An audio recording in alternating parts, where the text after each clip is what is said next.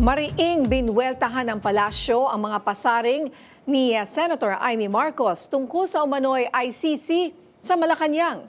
Yan ang umaarangkadang balita ni Christian Bascones. Na nag-uudyok na manatili tayong mangmang sa katotohanan. Hindi pinalampas ni Palace Press Officer at PCO Undersecretary Claire Castro ang banat ni Senator Amy Marcos na mayroon ding ICC sa Malacanang kung saan sinabi niya na ang letrang I ay nangangahulugang impakta. It takes one to know one. Kaya kung sila ay affected sa aking mga nababanggit dahil tayo kumakalaban sa fake news at iyan ang kanilang pananaw, isang impakta ang kumalaban sa fake news. Sino ngayon ang naglalarawan ng totoong impakta?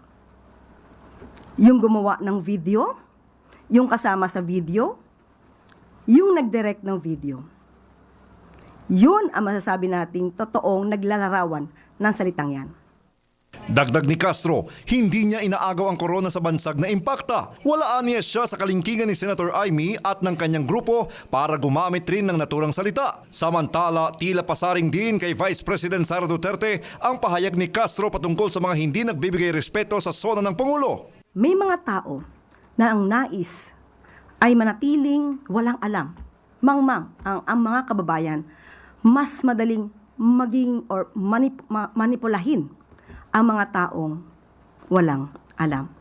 So sa mga kababayan natin, lagi tayong maging mapanuri. Obligasyon po nating alamin ang katotohanan at huwag tayong sumunod sino man na nag-uudyok na manatili tayong mangmang sa katotohanan.